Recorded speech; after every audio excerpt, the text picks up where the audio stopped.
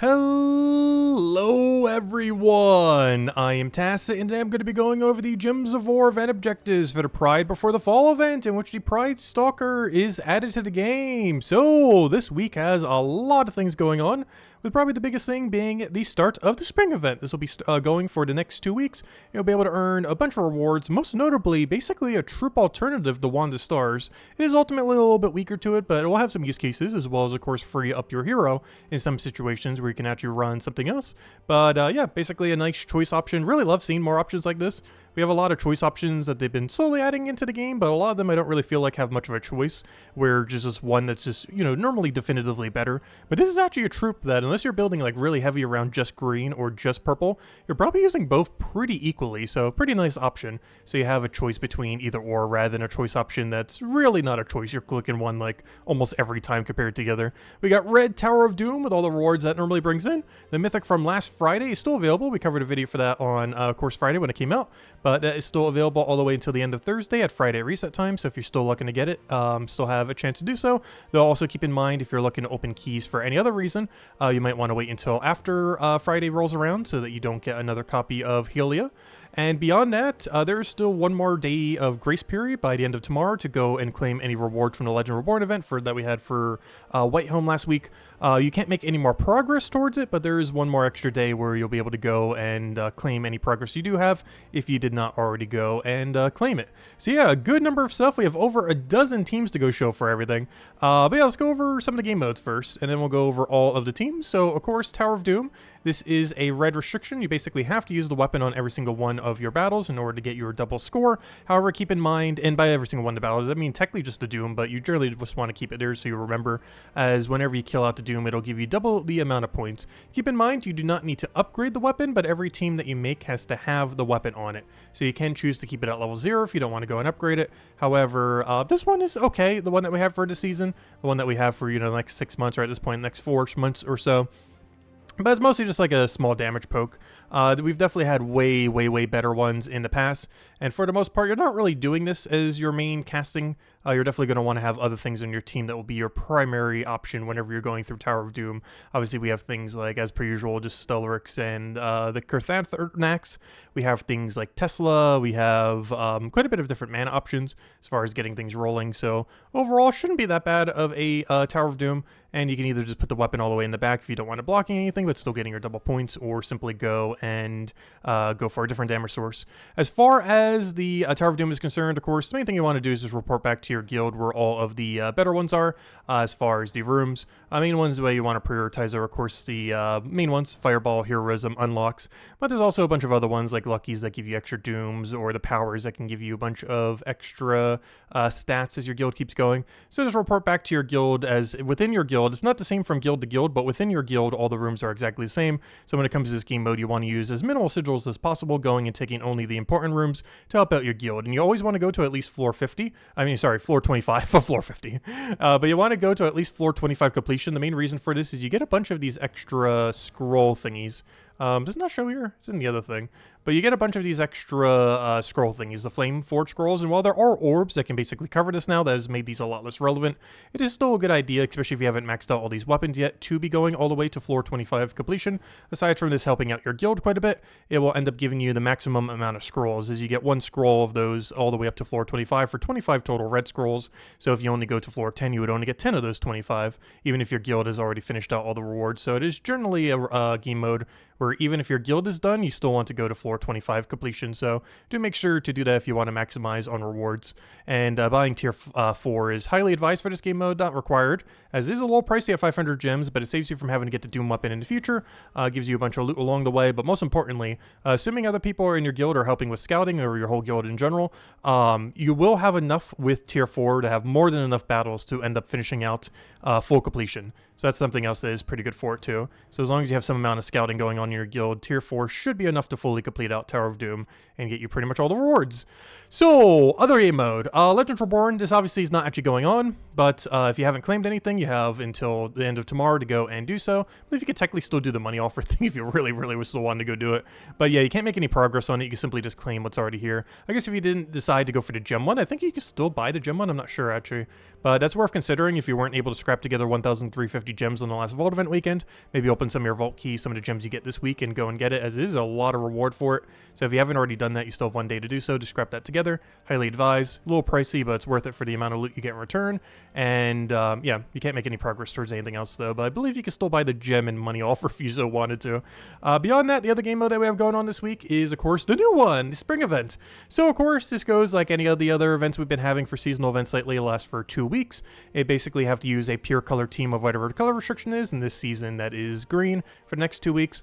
And every single day, it is a daily, you do need to do it every single day, all of your battles. But every single day, you ideally want to do 6 battles, 3 that they give you for free, and then of course the 50 gem that you can end up buying here every single time. This will give you enough if you do it and don't miss any days to go unlock every single thing of importance. The main ones being 1 spring armor for 500 gems, so of course if you got it last year, you don't need to bother with it. And of course, this is likely to return next year as they generally have been. I highly doubt they're going to put something different here. So yeah, you can either skip it or get it, whatever you want. It's purely cosmetic. So as far as the troop, this will be available in a couple months, but it is pretty strong. It is actually decent. You're not going to be replacing Wanda Stars with this, but it's the closest alternative we've gotten to Wanda Stars that is not Wanda Stars. As a choice option, it chooses, you get to choose a mana color, and then it gets to do either one of the following. It gets to either convert 10 gems of that color into purple enchant gems, and then blesses all allies, basically enchanting and blessing your entire team. It is only 10 gems, so it's not going to convert every single one, so if there's 11 or more, it is not 100% consistent. That's probably the biggest downside of this. I really wish it was all gems and not 10. As there will be some niche situations where you're going to not get an extra turn because you're going to think, oh, 10 is pretty much all of them on the board, so let's go for it. And then it's like, oops, you just gave the enemy like 5 times. So I really wish this was all and not 10, but 10, generally speaking, is going to be all most of the time. Maybe not all the time, but a good majority of the time. So it's either going to do enchant all your allies, bless all your allies while creating a billion purple gems, or you get to do it for green, entangling all enemies and cursing all enemies. I'm not quite sure which order this would actually go in. Like if it actually curses and entangles in the right order. I believe it doesn't, because it's doing tangle off ability and then it should trigger the onboard curse. So the only big downside of this is you kind of have to double cast it before you get the entangle if they have immune. Like if they have impervious or immune to entangle, I am pretty sure you have to double cast this before the entangle goes on them, unless you already pre-cursed them some way else, because this entangle should trigger before the curse does. Similar to how the enchant here will trigger before the bless. Though in the case of this, that doesn't really matter, but in the case of the other one, that does actually matter, as that can result in some things that have immune to entangle not getting entangled on its first cast, but on its second cast it would. So if you're spamming this into a pure green team, which is probably its more common color, that's going to be the main way they end up using it. It's a really good troop for green beast teams. Probably going to be the biggest beneficiary. Obviously, Volpacia, it's decent in, Faye, it's decent in. But I'm pretty sure 50% mana start green beast teams is going to be its main primary team that gets used. As spamming this onto the green option, pretty solid for that, because you're already going to be skull spamming, some of them being entangled is nice. You have curse, so you're actually going to be able to land it on them. You end up getting the other convert if you need, which it converts, the other troop converts all purple into skull, as well as brown into green. So this works really good as you're already putting a lot of green on the board and putting up the purple onto the board. Then you need to get alignment. You'll get enchant for your entire team. You'll have bless for your entire team. Really solid for beast structures. 4 times the beast teams for sure, even though all 3 categories will benefit for it. Beast is probably the biggest one. Beyond that, the only other team I could really see it being used for is maybe some kind of HP boost ratio team in the future. Currently, this is really bad to do compared to just killing out the enemy team or armor boost ratio or magic boost ratioing. Honestly, out of every stat boosting in the game, HP is probably the weakest out of any stat you could be boosting. But there are some really niche situations where you would use it with Sacrax, which is a bunch of green spam while doing a bunch of mana accumulation, which can have some synergy here if they ever add a good green boost ratio troop based on HP, but I highly doubt they're ever going to do that. Maybe if we get a Tesla for HP that happens to be like green purple or something, or maybe not, that'd be too much color overlap, but green something. But I highly doubt it. In the current state of the game, you're not really using it for its final trait, or really any of its traits. It's pretty average trait-wise. You're pretty much using it exclusively for its flexible ability, and primarily probably in these 3 categories, with Beast, 4 times Beast being the biggest category that is benefiting a lot from. So yeah, definitely useful. As far as replacing out Wanda Stars, I don't feel like you're going to do it that often. Like 9 times out of 10, 10, maybe 99 times out of 100, you're still using Wand of Stars. Like, Wand of Stars is just broken beyond belief. This is not going to ever, like, fully replace it or even partially replace it. I guess it could if you don't have it and you want to try the mechanic. But it is definitely way weaker than Wand of Stars. But, you know, finally a troop option that can do it, so a little bit more flexibility there. But it's definitely not a Wand of Stars killer as far as how you end up structuring teams around Wand of Stars. Of course, you also get the pet. You need to buy the 6 times to get it maxed. 5 of them gets you the pet max, but then you can get the golden one for the 6th one. It's purely cosmetic getting that. However, none of them have returned ever pretty much at this point, except for maybe the money offers or something. So it is generally advised for completionist sake to end up spending 700 points here in order to go get the 5 to get it maxed, which saves you a pet orb, as well as getting that final one for the 200 for 700 total in order to get the golden version cosmetically just to have for completion's sake. And beyond that, if you really want to go crazy with it, you can go for the Orb of Power. This basically is the cheapest Orb of Power you can ever get whenever these events are all around, and costs roughly about 300-ish gems, give or take a little bit, in order to get a Power Orb, which is by far the cheapest you could ever get them, and you can put that towards Zolgoth, Catheric, stuff like that, anything that uses those Power Orbs in Soulforge. It is generally not advised using a Power Orb to upgrade a troop, as you lose a lot of value from it, but if you haven't crafted all the Power Orb-related mythics in the game yet, then that is potentially worth considering. Keep in mind, when it comes to upgrading this B, you will need to get 1 other copy from doing your dailies. As far as that is concerned, it's this right over here. You're likely going to get it done automatically just from, you know, doing basic dailies, but you need to kill a bunch of purple enemies this week in order to get the final copy you need to max out the pet. This is likely to be done automatically, however, do be mindful of this and go claim it and everything, just in case you are playing a little bit less, just to make sure you can go and end up getting that if you're going a little bit late on the daily system, but you should be able to get that from most standard dailies. Anyways, beyond that, let's get into all the teams. So we have 13 teams, I believe, here to go over, covering every single thing for the entire week, all which are in description below, as well as the pinned comment. And yeah, let's start going through them. So Tower of Doom, as we mentioned, is a pure red restriction, and it is restricted to have to use the Dart Thrower. Technically, you only need the Dart Thrower for the Doom battle, but the annoyance of having to constantly switch between 2 teams, you should pretty much just use it on all your teams. For a lot of the earlier fights, you could probably get away with using a Chrysanthronax or Stellarix or similar just auto kill option in your first slot, and that'll be perfectly fine. Though in the later fights, you are going to want to tank with your hero, ideally as Elementalist, as we do have access to Mirage Queen, giving 50% mana start to all Elementals, which of course you can use Elementals for and get your 50% mana start for, and is a really good, solid final trait. So that's pretty much the game plan, just building around whatever your highest damage source is here with a bunch of Elemental and Empower mana accumulation going for it. As far as the lower rarity team, we are going actually Emberclaw heavy. Emberclaw not only was in event keys last week, but is also in Soulforge this week. It is generally not advised crafting legends unless it's like Tesla or something, which is so absurdly strong. But if you somehow did not get your event keys and didn't get your Emberclaw last week, but you still want Emberclaw, he is 800 diamonds in Soulforge this week.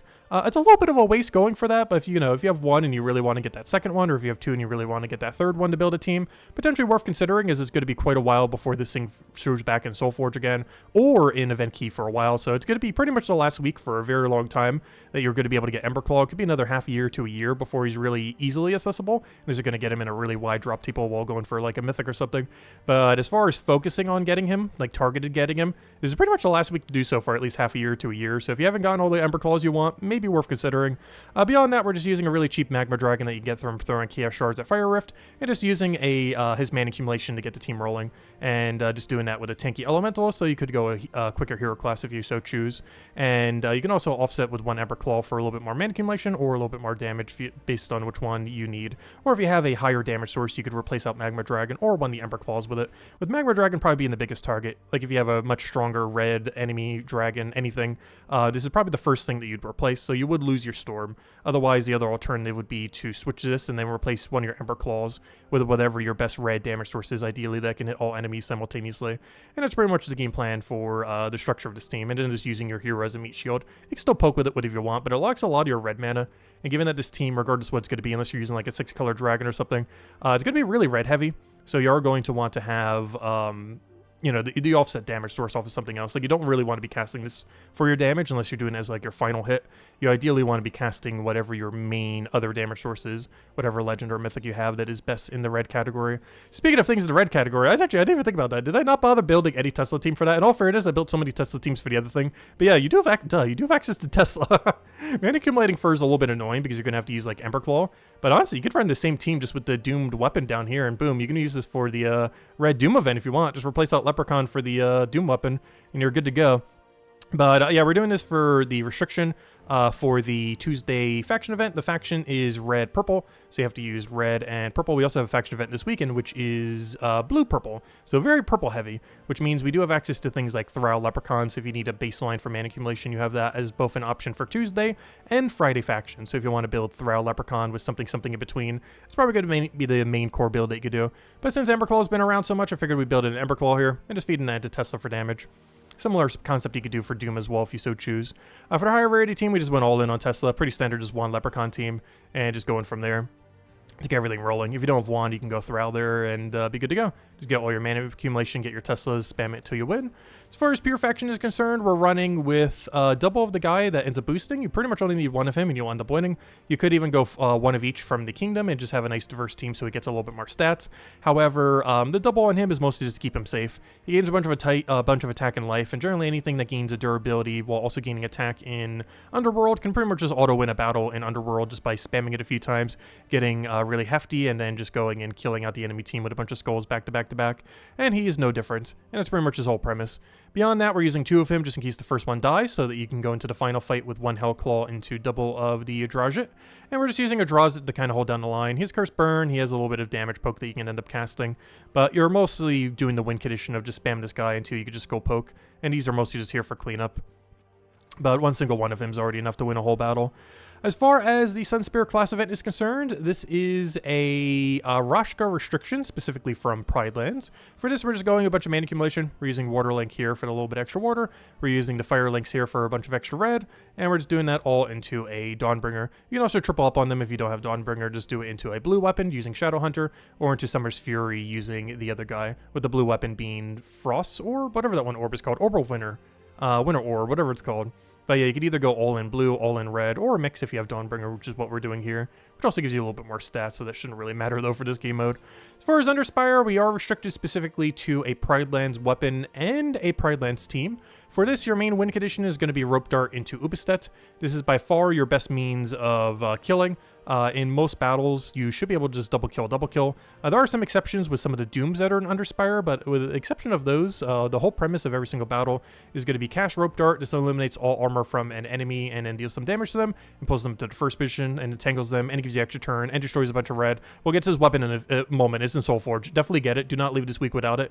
It is so absurdly good, especially for Guild War around the corner. We'll explain it more in a little bit. But basically, the premise is Rope Dart an enemy, that brings them into kill range, cast Ubistet, that gets you a double kill. He boost ratio is based on all the attack, and as long as he kills one, he kills two. So the whole premise is Rope Dart, double kill, Rope Dart, double kill, and then you win. Everything else is just to mana accumulate, or to get them a little bit chipped down into damage range. But everything here is just mana accumulation, and just feeding into Rope Dart Ubistet with whatever mana accumulation options you so choose. For the lower rarity team, we're using a little bit of a different mana accumulation setup. We're actually using Sunspear so that we can get the full amount of bonus, so that when you get to the higher end, you'll have a bit more stats. Unfortunately, not much durability, but gosh, do you get a lot of attack value. Which is, that's 69 attack. Is it really that high? Yeah, you get 69 attack. Nice. Unless I'm rating that wrong. Yeah, that is indeed 69. That is really funny. But yeah, you get 69 attack for, well, I guess it depends on how upgraded you are and the kingdom and everything. But still, that is a lot of extra bonus, even if you're a little bit lower down. Still at least a good, like, 30, 40 attack, even if your pets aren't as upgraded. But, yeah, with that being said, this is a little bit more of a skull-oriented team. I didn't end up going Sakima here. Basically, I left this as the cheapest possible option, so it's a little bit easier to copy-paste, as this is the cheap team. But keep in mind, you can also throw event keys and get Sakima this week, which does have a skull spam option, double convert, which will help out a lot for this team because you have a lot of skull damage here. You end up getting a lot of benefit whenever this gets hit by a skull. You end up creating a red giant gem and then get even more red mana. You then feed all the way into your ruby giant and then whatever your main red damage source is. In this case, we have Adrazit here, but you can use Sakima, you can use Ubistet. Whatever the best damage source you have basically use it here. This is a little bit cheaper to make it easier to copy paste. This weapon's in Soulforge this week, just Burning Pride. Basically, his backup summon for if the Ruby Giant ends up dying. He's pretty tanky, but he is eventually going to die, especially if you skull spam on your team. If you're running Sakima or something similar, make it even more likely that could potentially die. Beyond that, this is mostly just for backup resummon and a bunch of mana accumulation. And then similarly, Rashka Free Blood, while having a bunch of damage poke, once it gets enough gold, also does a ton of mana accumulation, basically explodes the entire board. So pretty solid for mana accumulation, though it does have a little bit more of a startup compared to the hero weapon. You can even replace it out for more mana accumulation and or damage source if you so choose. I just figured I'd have a second mana accumulation there for offset it a little bit. As far as the weekend faction event is concerned, this is a blue-purple restriction for the Black Heart. As far as this is concerned, we're just running a pretty standard double Atlanta team ever since they got buffed not too long ago. Ends up working out really great. Leprechaun as per usual, and his Black Mana going to offset your damage a little bit. You can also go down 3 Atlantas or something similar. Beyond that, for the higher rarity team, pretty standard, just Wand, Stars, Leprechaun into your best damage source. In this case, we're running Zolgoth, Hiking Iron Gut so that we can insta-kill the higher level range quickly.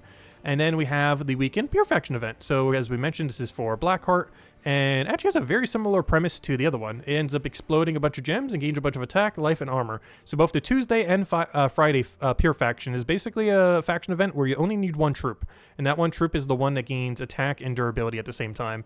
And in this case, it actually gains double in durability. I think it's the only one in Underworld that actually does this, where it gains both durabilities, or basically all 3 instead of only 2. Because a lot of them in Underworld, they only do like attack and armor, or life and armor, or, you know, attack and armor, or life, or, you know, they only do 2 out of 3. But I believe this is the only one in all of Underworld that actually does all 3.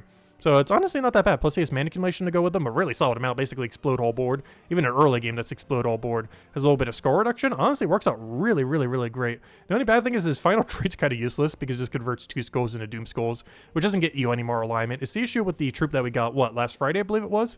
Because that one ends up converting, what was it, like 2 frozen gems, like 2 blues into 2 freeze gems. Any troop that ever gets this is kind of bad, because they're not getting any alignment value, because they're just converting something into something that's already the same. This is converting a skull into a skull, whereas the mythic we got last Friday that's still on drop table for the next 4 days is converting the blue into a blue. So at no point do you gain alignment from it, and troops like this tend to not be that good on their final trait, and he is no different. But luckily he's so good for his actual ability that it makes up for it multiple times fold. You only need 1 of him. Everything else is just here for collateral. You could even just run 1 of each just so he has a little bit extra stats if you want. But beyond that, yeah, they're just kind of just here to exist. The second one is mostly just here in case the first one somehow dies, or if it gets insta-kill or just completely RNG'd out of nowhere somehow. Deathblade is just here, has a little bit of insta-kill, same as the other one. They don't really do much though. Small amount of insta-kill, small amount of insta-kill. It's mostly just to bolster up your stats so that you can go into the final battle with at least 1 of him still alive. Or you can even go 1 of each and just have 4 of them and just have a really strong one. The only big liability with that is if he does die, you have a really bad team left over for the final fight if he somehow dies before the final fight. So this is a little bit safer while still having a decent amount of stats. As far as the spring event, of course, it is a pure green restriction. So for this, just build whatever your best green team is. For this first team here, we're just running pretty standard Stellaryx or Flower Dragon team, just with a bunch of mana accumulation around it. Unfortunately, we don't have the good mana accumulators for them as far as, you know, 50% mana star or anything like that. However, yeah, you can still feed them with the normal mana accumulation options. You have Leprechaun, you have Bog Strider, you have anything else, Wand of Stars, Truffle, Beatrix, all that good stuff. So for the earlier fights, you probably want to go and have your Flower Dragon or Stellaryx in first slot, but by the later end, you can end up going something like this. Keep in mind, if you do not have the Flower Dragon or Stellaryx or anything that is good in the green damage category, no worries, you can go get them this week or anytime. You can throw a bunch of Chaos Shards at, plus we have 2 faction events, so you're going to get a lot of Chaos Shards this week.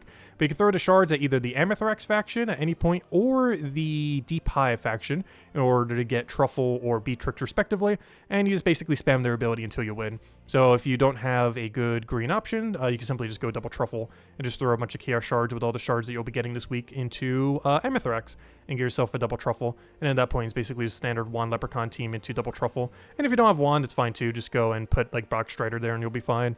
And just mana accumulate that into your Truffle or something that uses brown, as he does create a bunch of brown, both Beatrix and Truffle. So you ideally do want to have something on your team that ends up utilizing that brown. In this case, we were doing Flower Dragon Wand, or you want to have at least something that has it. It doesn't have to be something that strong, but something to put the brown into. Anyways, beyond that, for the lower rarity range, we're pretty much just doing a ton of mana accumulation to Romaine. Obviously, you can also just put whatever your best damage source is here. Romaine is just the cheapest possible option, as you get it for free from completing out the Forest of Thorns questline. But everything else here, just really standard stuff. Common off of Bog Strider, Leprechaun being a pretty standard ultra rare. And then the only thing that's a little bit more expensive here is obviously Wand of Stars, just to cover every color. But if you don't have this, you can go any other mana accumulation option, or even just a second damage source here, because Bog Strider or Leprechaun alone is already enough damage. So if you feel like Romaine's not enough damage once you get a little bit deeper, depending on your stats, you might want to offset your hero for another damage source, and then simply just go Bog Strider, another damage source, Romaine, and Leprechaun as your team, and end up replacing out this for just whatever your best green damaging option is. And of course, if you need double Truffle, you can end up running, and you should be good to go. And that's all the teams, all which are in the description below. So, Soulforge. We were mentioning some things with this earlier. But yeah, there's a really spicy weapon. Let me go over to Mythics first. I believe when I looked at this earlier, Farish Ra was the only one really noteworthy here. Oh yeah, we're mentioning Emberclaw earlier too. For the most part, I wouldn't bother wasting diamonds on this. I don't think it's worth it. But it is worth mentioning that given that we just had an event key for Emberclaw last week, and that we have him in Soulforge right now for diamonds, this is pretty much the last time you could target Emberclaw for almost a year. So if you somehow do not have your Emberclaws yet, and you still want double or triple Emberclaw, you do not want to leave this week without it, otherwise you might be waiting a very, very long time. And it's basically the cheapest Takshaka alternative. Even though it's a bit of a waste spending 1,600 on, 2 of him, it is sure cheaper than spending 8,000 on Takshaka. And while in the long term of the game, it is way better to save your 1,000, 3,000, it is better to save your 1,600 diamonds for the eventual Takshaka rather than getting this. But if you really want this in a pinch just to have it, just for utility, if you really feel like you don't have that much stuff, worth considering. Or if you got one last week off of event keys and you really wanted a second one, or if you got 2 last week and you really wanted your third one, well, you could go pick up your last final one that you need then from Soulforge. So worth mentioning. Generally, legends aren't worth crafting unless it's Tesla, but this is one situation where it's somewhat decent enough where you might be considering it. Beyond that, Fairish Raz, mainly the biggest mythic here this week, has soul gain. For the most part, you don't really have to go out of your ways to farm souls because Vault Event weekends generally are enough souls. However, if you are in early game or just want more soul farming in general, if you just feel like you don't have enough and you want to farm some, Fairish Raz is pretty good for that. Unlike most things that only have a 50% mana, a 50% soul gain is the main one that most troops have. This has 150%, the equivalent of running 3 of them. And he does have a little bit of a soul ability, has a little bit of mana accumulate back. He's not anywhere near the damage source he used to be back in the day where he used to be able to one-shot stuff. So he's really fallen off in that regard. But if you really just want to go and like quick kill, farm souls off of Explorer, like low level Explorer, this is still worth considering. But for the most part, in the current state of the game, especially if you stay on top of vault events, you don't really have to go out of your way that much. But it is worth considering. Plus, also something to keep in mind, as more soul boost ratio combinations come into the game, he is by far the best way to do that. Whenever something does extra damage based on souls or any mechanic based on how many souls you have, this does boost ratio it like crazy compared to running like 2 or 3 50%, as this covers it in one single troop rather than needing multiple on your team. So worth considering in that regard. It's not really a meta that has existed much, but there are a few things in the game that do that, like a full AoE damage soul boost ratio and a couple others, which can basically give you passive souls while still killing out battles pretty decently. So he is worth considering, though a lot less needed compared to when he was first added, like the first year or two that he existed. As far as Soulforge is concerned, obviously you can pick up exploding weapons that you need for various things, like that one that we showed, like Burning Pride and stuff like that. However, there is one singular weapon you do not want to leave this week without, and if there's any one thing you craft in Soulforge this week, it is definitely this if you don't currently own it, and that is Rope Dart. Rope Dart is a very iconic weapon that used to be like the wand of stars back in the day, as far as like every other team having it on it. I would still say to this day it is probably one of the highest win rate weapons in the entire game, if you're looking to use that for something like Guild War or something similar. It doesn't score as well in the new Guild War system, but you know, the main thing that matters for the new Guild War system is not losing. So as long as it's helping you not lose, which this weapon does really, really, really well, then, you know, it still helps you a lot. So this thing does a lot of things. For the main first thing is if it will rotate around, it has extra turn. Any hero weapon that has extra turn will always be viable to some degree, giving your hero extra turn while having follow-up solid with everything that it has. On top of that, it gets to Entangle, destroy 3 red gems, and gain that extra turn. The Entangle is particularly irrelevant. Normally it wouldn't be that much, but the main thing that's interesting about it is when all these affixes, or whatever they're called, these things trigger after everything that your ability does. So this can sometimes be detrimental with some of them. However, this Entangle is very, very relevant on this weapon in particular because of what the actual ability is. It gets to pull the first enemy to, or it gets to pull whatever you target to first slot. So this means, due to this triggering before this, as long as they don't have immune to Entangle, you will not only move them to first position, but then also entangle the new first position with that entangle. It actually does it in correct order because of this. Some of them do it in incorrect order because of how they work, but because of this, it actually does it in correct order. Well, they'll first move the first slot, and then the new first slot, not the old first slot, but the new first slot will then get entangled, which is obviously much more beneficial, as that would mean if you do end up losing your turn, the enemy team will be entangled, whereas if it entangled your old first slot, it wouldn't be. But it retroactively targets whatever the new one is, which is really, really, really good. Aside from that, it has auto extra turn while having a full armor tier, basically making it the best or second best armor tiering option in the entire game.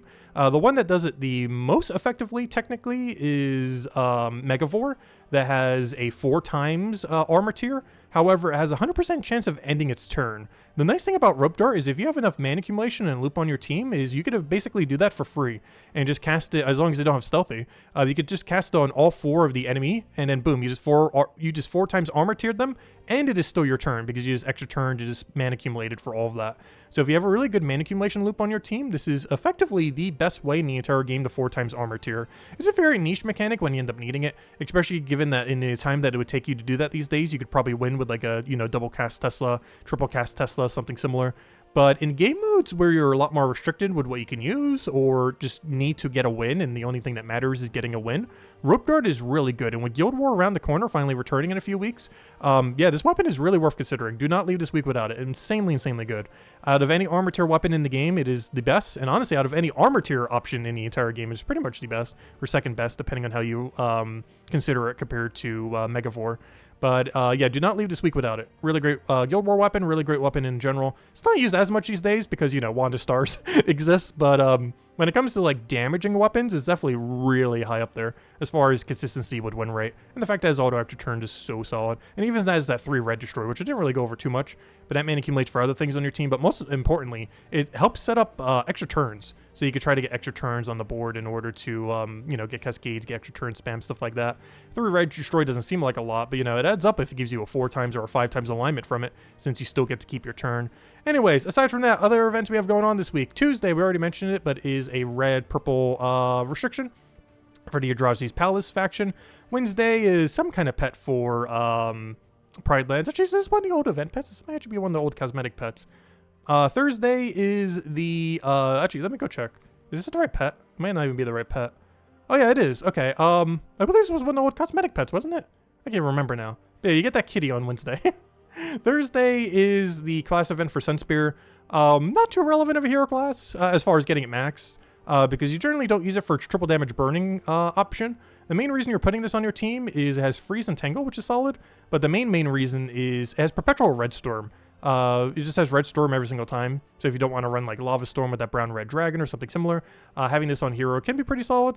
It's not used as much these days because there's a lot of other alternatives to do it, as well as just things that are better hero class-wise, team synergy-wise, and it also has no 50% mana start, which is a bit of a liability. But it's not bad, and if you ever need a Red Storm, it's the main reason you bring it out. And this Friday, as we mentioned, we have another faction event. This is for the Blackheart, and that is a blue-purple, not to be fused with the red-purple that's on Tuesday. But you still have access to purple, so if you want to build a pure purple team, you can literally just copy-paste it for both Tuesday and Friday if you want to just go something pure purple and not need to bother building teams for both. As far as other things, of course, spring event we already went over, but of course, just to reiterate, ideally spend 50 gems per day. Make sure to go and do your dailies every single day. Do 6 battles. The 3 you get for free, the 50 you get from spending the gems, and then go and get all the rewards. I would say as far as priority list is concerned, I would say max out the pet, since that gives something that never returns. Then probably go for, as far as like the main ones, if you're only going to go for a limited amount. And then you have the troop. This will come back in about a few months. Then, of course, there's the Power Orb, which is just a really cheap Power Orb. And then, of course, the Spring Armor, which is purely cosmetic, but if you want to eventually get it and want to go a little bit heavier on this event, you can. But I believe just 50 a day and 100 on, like, one of the days is enough to go and get it as long as you do it daily. But yeah, those are the main 3. 1 of the Legends, 6 of the Pet, 5 to get it max, 1 for the Golden version, the Orb of Power, and if you want to get the Armor, if you haven't already, get the Armor. But that's pretty much it. Just do that as a daily. Keep in mind, it is a daily, so if you do miss on any day, you do lose the 100% of the value of any day you miss. So do maybe on that on the next 2 weeks if you want to go and get anything related to it, or all the rewards. Beyond that, of course, open your Vault keys. So at a Vault event weekend, best time to be opening them. Now that Vault event weekend's finally done, and we're finally on a dry streak. We don't have another Vault event weekend for like the rest of the month. We were on a streak where we're getting like almost every 2 weeks. We had like 4 in a 2-month period, but yeah, we're back to like the normal like once every 4 to 5 weeks now that Guild Wars is coming back and everything else, which is only a couple weeks away. Beyond that, what have I missed? Event key drop table. So as far as the event key, oh yeah, I did mention it earlier too, just since we were reiterating everything. But yeah, Tower of Doom, just take all the, report back to your guild where all the fireballs are, all the heroisms, all the unlocks, anything else you want to report back, and only do the ones that are good. It's the same for every single battle within your guild, so make sure to report back with your guild and only do the good ones, and make sure to use that Doom weapon so you get your double points. But as far as new things, event key drop table. So, is it worth opening event keys this week? I would just probably say no, overall. But there are a few things that are maybe noteworthy as far as using for some game modes this week and stuff like that, like Underspire and such. Well, let's go bring up everything here. Base Rarity. All right, so let's start all the way from the bottom here. So, as far as things that are not in drop table, this includes the... let's see. The 5 faction troops are not in drop table. So all the one from Adraji's Palace are not in drop table. You have to throw Chaos Shards at Adraji's Palace to end up getting those. The Death Tarot card, of course, those are from Vault Keys. You can end up just opening Vault Keys and having a chance for that. And the other one is... So I thought there was an Immortal here. Never mind. Okay. Yeah, that's it. Oh, wow, that's actually a pretty small list for once. But yeah, most everything you see here is in drop table then. Main thing you're looking for if you're Event King, I would say, is mostly Sakima. Sakima, probably most notable for Underspire this week.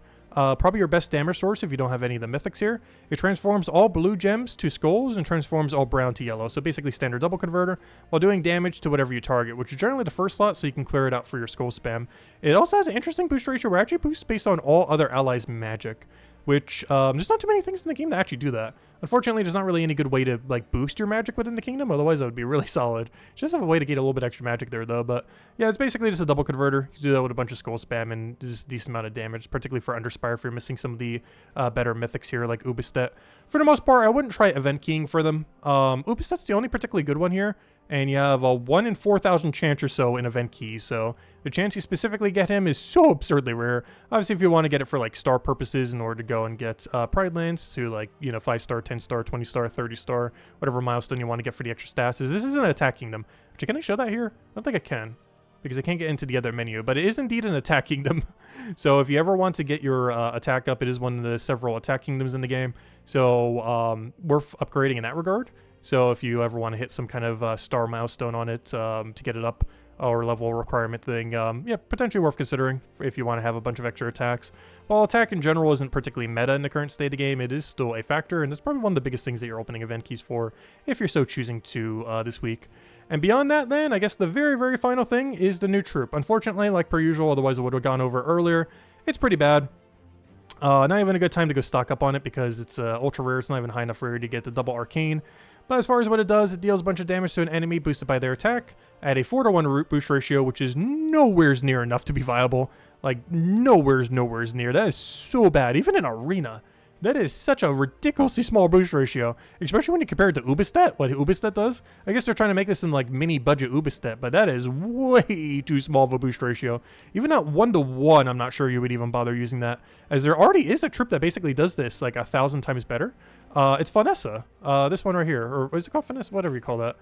Fawn. How do you spell Fawn? Yeah, Faunessa. This troop already does it 1,000 times better. Deals damage to an enemy equal to their attack, so aka 1-to-1 boost ratio. On top of that, also gives a bunch of HP to all of your allies, boosted by damage dealt. So not only does this do more damage, it does it with Empower and gives your whole team mana accumulation or HP, and it has Purple Link, enemy to silence. But yeah, it's just way absurdly weaker Faunessa. I don't know why they made it so bad. They basically just found a way to make Faunessa but 4 times worse. And Faunessa is barely even used, other than like maybe within the kingdom restriction. But yeah, just deal some damage to an enemy, boosted by their attack at a ratio that is way too small. Should have been at least 1-to-1, especially with no Empower. And then if they use red mana, it inflicts 2 stacks of bleed on them. AK way weaker Faunessa. It only has 50% mana start instead of Empower. I guess that's stealthy, but that's not enough to make it even remotely viable. But yeah, it's basically Faunessa if it did 3 to 5 times less value. Which is so absurdly bad, given that that troop, that boat troop did get buffed back in the day. But even from when it got buffed, that was like, what, 7-ish years ago? 8 years ago? And now they're adding a troop like 3-4 times weaker than it, even with all the power creep that's been in the game. If anything, you'd think it would be the other way around. You think this would be like better Faunessa, but I'm not sure why they made this so absurdly weak. It is just weaker Faunessa in every single possible parameter. Does less damage, does less support, does less trait mana accumulation, does less everything. I just don't know why it exists, other than I guess another one to go make Pride Lands easier to upgrade in the future. So I guess at least has that going for it. But of course, every troop in the game has that going for it, other than like the Apocalypse troops or something. But anyways, guys, that'll wrap it up for now. If you still have any other questions, feel free to leave it in the comment section below. And I hope you all have a wonderful week. Goodbye, everyone, and thanks for watching.